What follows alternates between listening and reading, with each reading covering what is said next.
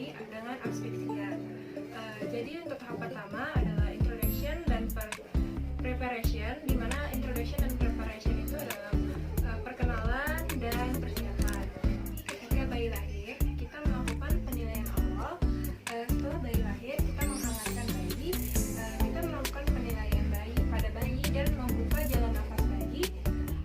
Setelah itu kita menjamin pemberian ventilasi secara lancar melalui resusitasi, serta jika tidak berhasil kita melakukan kompresi. Jadi yang pertama di sini melakukan persiapan pasien. Jadi kita memberitahu mengenai keadaan bayinya yang asfiksia atau harus diberikan bantuan nafas agar bisa bernafas normal. Kita melakukan informal consent atau surat persetujuan tindakan kepada pasien. Setelah itu pada bayi risiko dengan asfiksia biasanya dapat terjadi pada bayi yang kehamilan, pada ibu yang mengalami kehamilan kembar, kemudian pada bayi yang prematur dan bayi kecil, kemudian ibu yang mengalami infeksi, ibu dengan persalinan lama, ibu dengan perdarahan, serta bayi baru lahir dengan mekonium. Selanjutnya kita melakukan persiapan ruangan. Jadi ruangan yang dibutuhkan adalah ruangan yang hangat dan jendela yang tertutup, kemudian untuk menghindari kehilangan panas pada bayi. Juga kita menyalakan radian warmer. Setelah itu juga kita membutuhkan sumber cahaya yang bagus untuk melakukan resusitasi. Kemudian juga kita persiapan tempat yang datar dengan handuk yang hangat, lembut, serta bersih. Kemudian kita melakukan persiapan alat, di mana alat-alatnya untuk melakukan resusitasi pada bayi dengan asfiksia. Di sini ada sarung tangan steril. Kemudian kita menggunakan handuk yang hangat, ada 3. Satu yang untuk mengeringkan, kemudian untuk menyelimuti tubuh bayi, dan untuk mengganjal bahu bayi.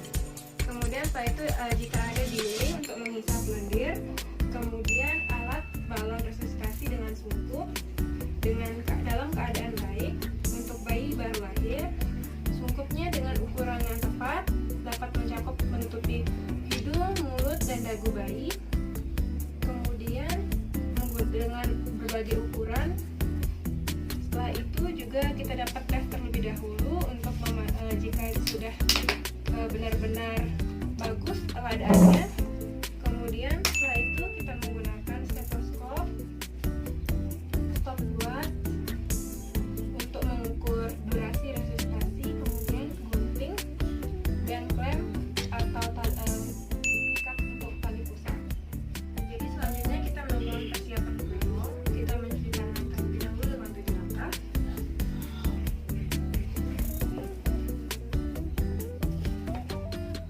Kemudian setelah itu kita menggunakan sarung tangan.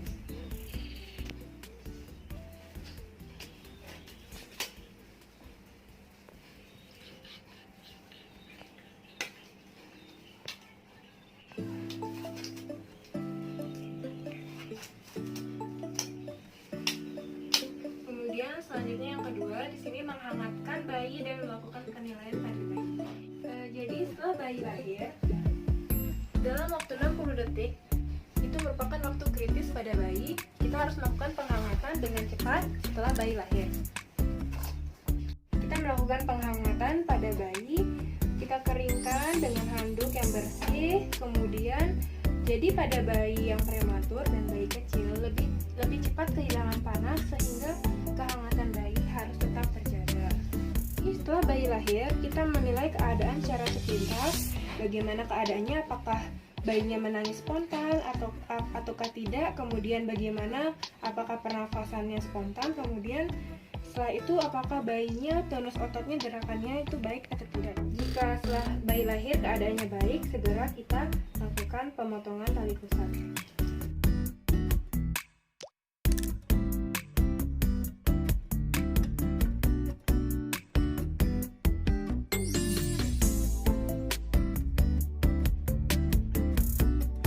Jadi bayi yang sehat kita mengetahui bahwa pernapasannya teratur setelah lahir, kemudian warnanya baik, kemudian bibir dan lidahnya tidak pucat. Setelah itu juga denyut jantungnya lebih dari 100 kali kali per menit dan gerakannya baik, sehingga kita perlu melakukan pemotongan tali pusar tadi. Direkomendasikan 1-3 menit dipotong untuk meminimalkan terjadinya anemia. Kemudian dilakukan kontak dini skin to skin pada ibu dan bayi untuk menjaga serta tetap menjaga kehangatannya. Jadi jika pada bayi yang tidak memiliki pernafasan setelah lahir yang teratur, kemudian tidak tonus ototnya baik, bayi perlu dilakukan resusitasi. Jadi kita mengetahui tanda-tandanya adalah bayi tidak bernafas, kemudian bibir biru dan lidah biru, kemudian denyut jantung saat kita mengukur menggunakan stetoskop itu kurang dari 100, maka bayi perlu diberikan resusitasi. Jadi untuk bayi yang perlu dilakukan resusitasi yang tidak memenuhi kriteria bayi sehat, jadi di sini kita melakukan yang pertama kita hangatkan bayi, kemudian kita atur posisi, kita memposisikan kepala bayi bisa diganjal dengan kain atau handuk di belakang bahunya, kemudian kita mengisap lendir bisa dengan dimiringkan atau juga bisa duduk dengan cara duduk seperti ini. Kemudian jika sudah dikeluarkan lendirnya, kita mengeringkan bayi sampai kita memberikan rangsangan taktil, bisa digosokkan di punggungnya. Kemudian setelah itu kita memposisikan kepala lagi, kita mengganti handuknya.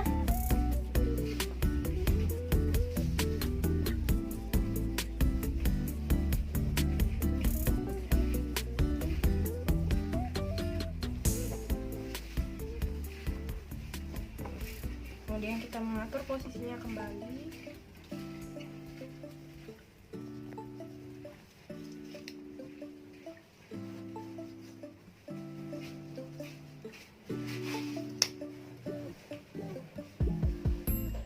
Kemudian kita melakukan penilaian. Jika setelah kita lakukan high cup pernapasannya tetap megap-megap atau denyut jantungnya masih kurang dari 100 kali per menit, jadi kita memberikan ventilasi tekanan positif dengan langkah yang pertama membebaskan jalan nafas, kemudian selanjutnya jamin ventilasi. Jadi kita memposisikan kepala bayi agar baik, posisinya diganjal dengan handuk. Kemudian pastikan kepala bayi agar tidak fleksi, agar dia posisinya baik. Pastikan jalan nafasnya terbuka, wajah harus sejajar dengan permukaan. Jadi itu perlunya mengganjal menggunakan handuk agar jalan nafasnya lebih terbuka. Kemudian balon kita selanjutnya memegang balon dengan dipegang dengan menggunakan tangan kanan, sungkupnya menggunakan tangan kiri. Jadi pastikan bahwa sungkupnya menutupi dagu, hidung, dan mulut bayi, tapi tidak menutupi mata. Kemudian pandangan kita juga tidak boleh terhalang oleh sungkup. Kita harus melihat pergerakan dada saat kita melakukan ventilasi agar ventilasi berhasil. Jadi di sini diletakkan sungkupnya antara kedua mulutnya dengan posisi sungkupnya yang benar. Kemudian kita agar tidak menutupi mata kita, jadi sungkupnya diletakkan di muka dengan ibu jari dan telunjuk, atau bisa dengan jari tengah yang melingkari hampir sebagian sungkup, sedangkan jari manisnya menjangga agar dagu tetap dalam sungkup seperti ini. Kemudian setelah itu kita memberikan ventilasi 5 ventilasi tekanan positif dengan memastikan bahwa udara masuk ke paru-paru, dada mengembang, posisinya diatur dengan baik, jangan digunakan dengan tangan. Jadi ventilasi diberikan 2-3 detik dan lamanya, kemudian memastikan bahwa dada bayi mengembang dengan kita hitung 1-5. 1 lepas, 2 lepas, 3 lepas, 4 lepas, 5 lepas. Kita perhatikan tadi sambil melihat apakah mengembang atau tidak. Kemudian setelah itu kita mendengarkan menggunakan stetoskop.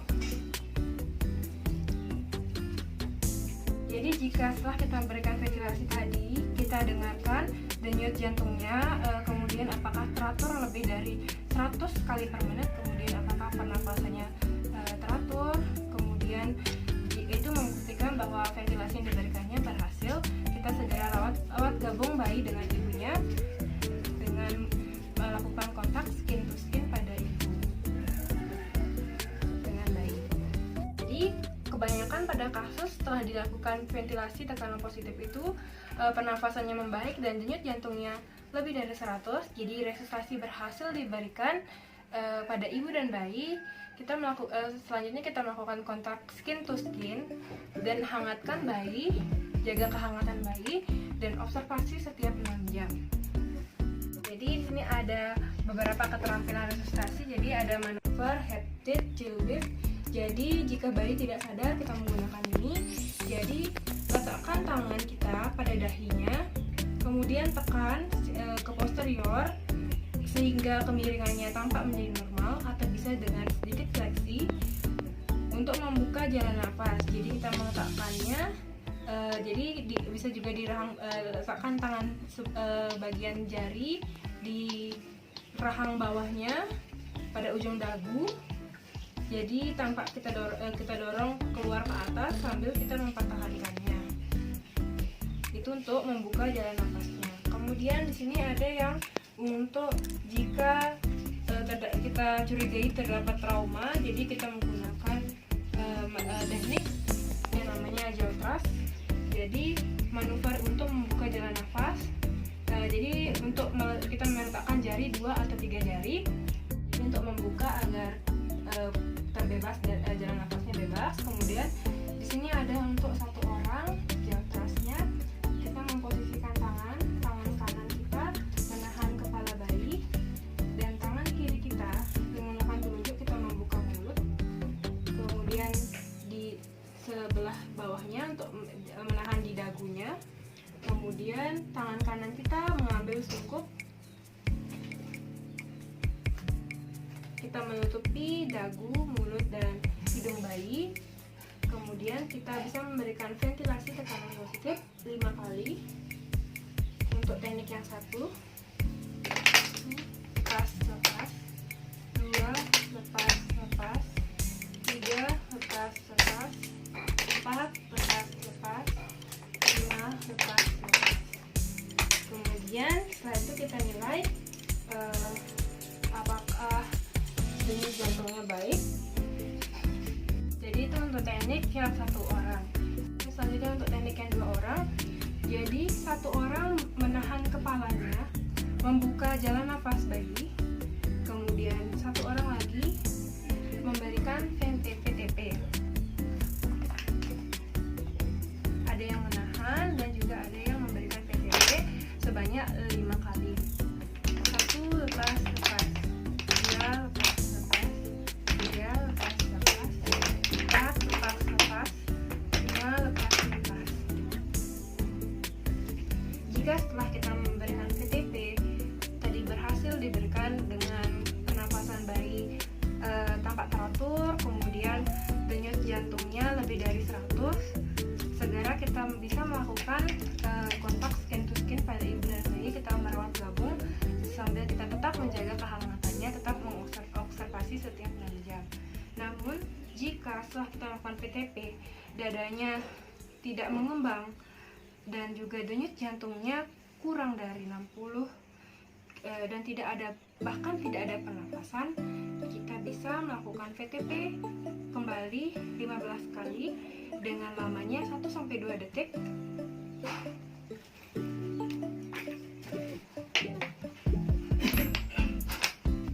Jadi kita berikan menutup hidung, mulut, dan dagu bayi. Kemudian setelah itu dengan ibu jari dan telunjuk, juga bisa dengan jari manis, kita berikan 15 kali.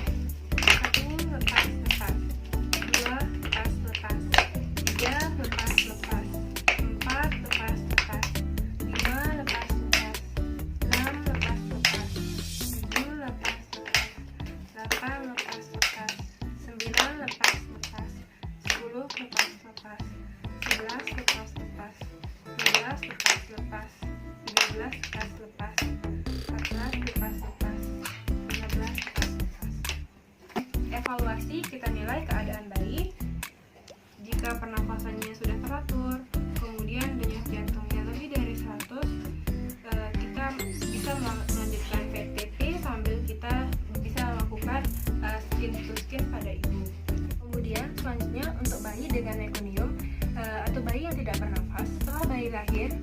bisa langsung keringkan, hangatkan dia, kemudian menggantinya dengan handuk bersih.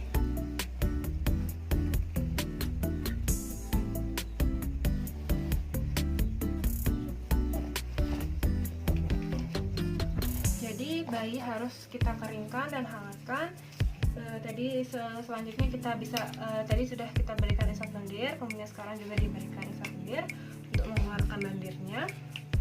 Jadi pada bayi dengan kasus bayi yang mekonium, kita bisa memberikan ventilasi tekanan positif sebanyak 5 kali pada bayi. Jadi bayinya itu harus dikeringkan agar agar terhindar dari mekonium untuk masuk ke dalam tubuh bayi. Bisa melakukan kompresi dada dan ventilasi tekanan positif bersamaan dengan kita menghubungi atau memanggil tenaga medis lainnya. Jadi sampai di sini video saya, yaitu rangka resusitasi pada bayi dengan aspeksia. Jadi diberikan penanganan itu yang kita lakukan tadi dengan waktu 60 detik saja. Jadi pada kasus bayi dengan aspeksia, jika bayi aspeksia segera setelah lahir dia mengalami aspeksia, kita melakukan langkah awal untuk resusitasi yaitu high cup. Namun jika tidak berhasil, kita bisa memberikan ventilasi tekanan positif. Setelah itu jika tidak berhasil kembali, kita bisa menggunakan ventilasi tekanan positif kembali yang 15 kali. Kemudian jika tidak berhasil lagi, kita bisa memberikan ventilasi tekanan positif dan kompresi dada. Kemudian setelah berhasil, kita bisa melakukan rawat gabung dengan bayinya dan tetap kita